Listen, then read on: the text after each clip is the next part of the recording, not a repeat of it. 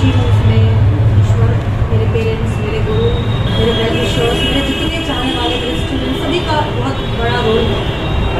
और मैं बहुत ब्लेस्ड हूँ कि मैं एकेडमिक्स के साथ साथ कुछ ऐसी चीज़ों को जो आप कहते हैं कि किसी महिला या किसी भी इंसान के अंदर जो एक प्रतिभा होती है, अगर उसको निखारने का एक मौका मिले तो बहुत अच्छा लगता है। और मुझे ये मौका मिला है और मैं ब्लेस्ड हूँ कि मैंने इस चीज़ को पूरा। अच्छा मैम, मिसेज इंडिया 2023 में आपने बन चुकी है, तो मॉडलिंग के क्षेत्र में तो आपने बेहतर प्रदर्शन किया है, लेकिन शिक्षा से में आपका बेहतर प्रदर्शन किया है? शिक्षा में जो मेरा प्रदर्शन है, मैंने मोर दैन आप कह सकते हैं 8-9 सालों का मेरा टीचिंग एक्सपीरियंस है। मैं कई जगहों पर मैंने ऑफलाइन तो मैं पढ़ाती हूँ, लेकिन मैंने ऑनलाइन, और ख़ास करके अगर पैंडेमिक की बात करें जो कोरोना पीरियड रहा है, तो मैं समझती हूँ कि इसमें मैंने एक बहुत ही अच्छा रोल स्टूडेंट्स के लिए रोल मॉडल तो नहीं कहूँगी, लेकिन हाँ मैंने कुछ कंट्रीब्यूशन दिया है। मैंने ऑनलाइन क्लासेस किया है, मैंने रिमीडियल क्लासेस, बच्चों के जो डाउट क्लासेस होते हैं मैंने उसको किया है, मैंने एकेडमिक्स में मैंने कुछ एडिट किया है बच्चों के लिए, ताकि कुछ जो सिंपल लैंग्वेजेस में, ताकि बच्चों को जो इंग्लिश लिटरेचर खास करके जो बिहार के बच्चे हैं जो पढ़ रहे हैं, जैसा कि दुनिया में अगर बात करें तो बिहार को इस तरीके से हम लोग एक शैक्षणिक छवि है जिसको मैं चाहती हूँ कि वो दूर हो, और इसके लिए मैंने बच्चों के लिए एकेडमिक्स से रिलेटेड बुक्स, आर्टिकल्स, मैगजीन्स उनके लिए मैंने लिखा है, और वो उनके लिए बहुत फ्रूटफुल रहा है, उनको काफ़ी बेनिफिट हुआ है चीज़ों से। और मैं हमेशा तत्पर रहती हूँ, चाहे वो कहीं भी हो, ऐसा नहीं कि कैंपस के अंदर भी, कैंपस के बाहर भी, मैं अपने स्टूडेंट्स के लिए इतना डेडिकेटेड रहती हूँ। वो शाम में भी फ़ोन करें, रात में भी करते हैं, तो मैं उनके डाउट जो भी चीज़ें होती हैं वो क्लियर करने के लिए हमेशा तत्पर रहती हूँ।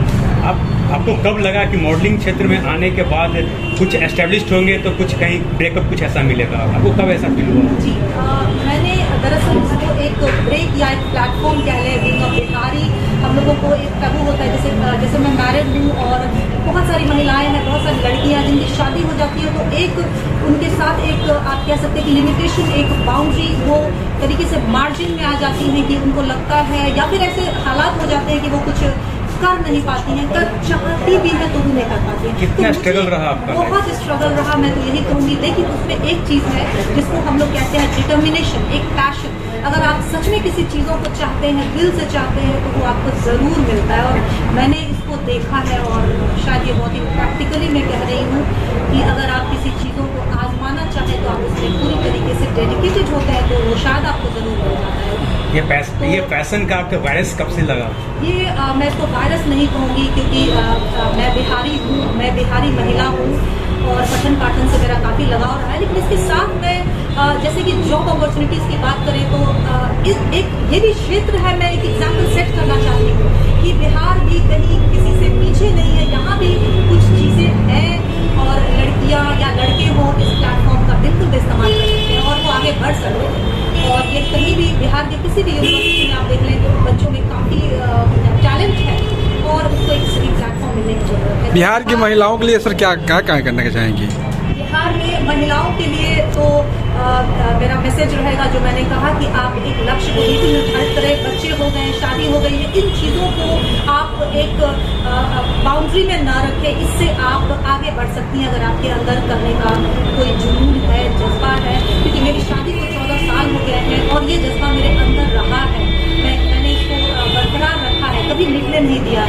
और जब मुझे लगा कि हाँ करियर भी अपनी तरफ है और अपने प्रतिभा को भी अगर निखारने की बात आती हो, तो हम बिहारी महिलाएं शादी होने के बाद भी, मेरी एक बच्ची भी है, मेरी 3 साल की एक बेटी भी है, और मैंने इसको काफ़ी डेडिकेशन के साथ पूरा किया। और आगे भी लगता है मुझे वियतनाम का जो मौका मिला है, मैं अपने इंडिया को मैं वियतनाम में रिप्रेजेंट करूँगी, बिहार के कल्चर को, बिहार के प्रतिभा को मैं चाहूँगी कि दुनिया भर में ग्लोबली उसको निखारा जाए। सारा श्रेय किसको देना चाहेंगे आप?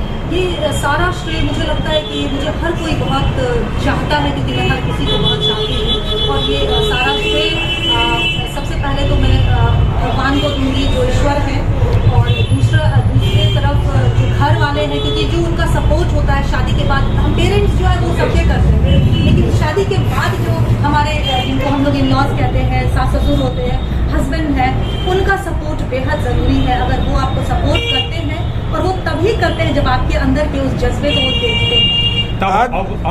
अब मैं कैसा फील हो रहा है?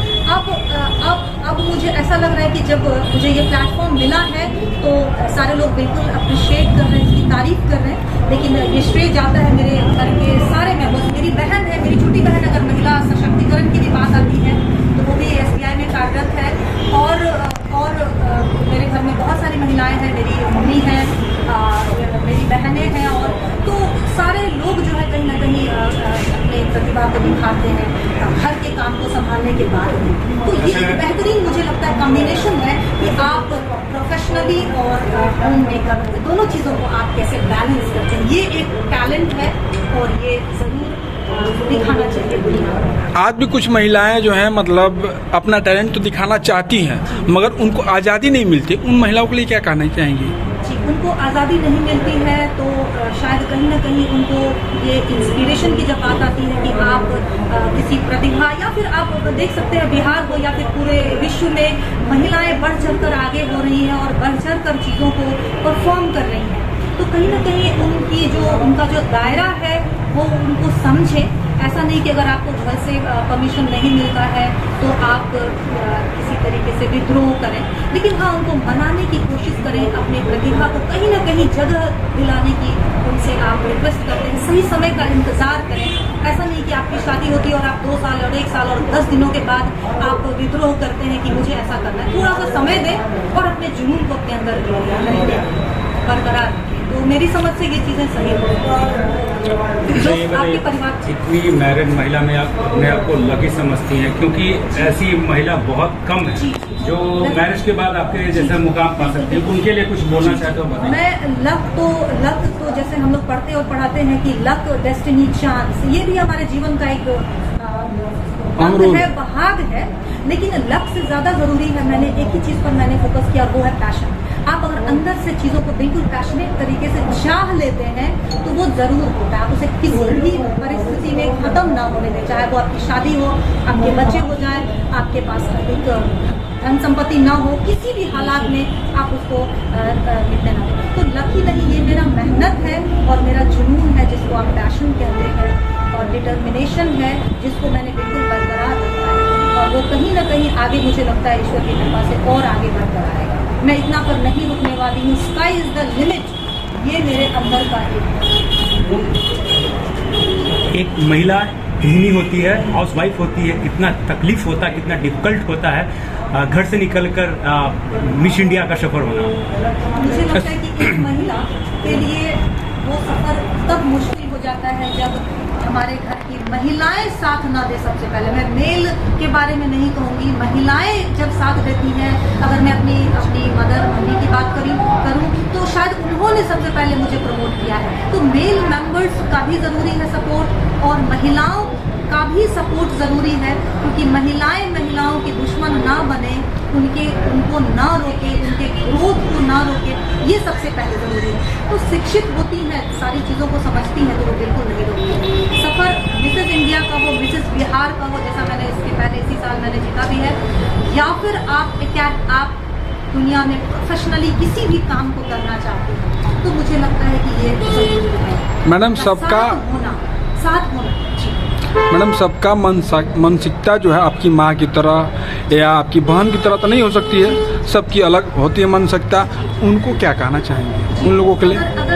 अगर मानसिकताएं घर परिवार में कहीं ऐसे हैं जो विपरीत है, विरुद्ध है, आपके खिलाफ है, तो मेरी समझ से उनको उनके परसेप्शन को, जिसके बारे में हम लोग बात करते हैं कि माइंड सेट, क्योंकि ये सारी चीज़ें कहीं ना कहीं लोगों के सोच की वजह से होती है। जो परिवार के लोग सोचते हैं कि ये बाहर निकल कर क्या करेंगे, ये पैसे कमाकर क्या करेंगे, ये इस इवेंट में पार्टिसिपेट करके क्या करेंगे, ऐसी बहुत सारी धारणाएं हैं जो घर के विश्वविद्यालय से पढ़ाई की है तो मैं बाहर कैसे जाऊँ।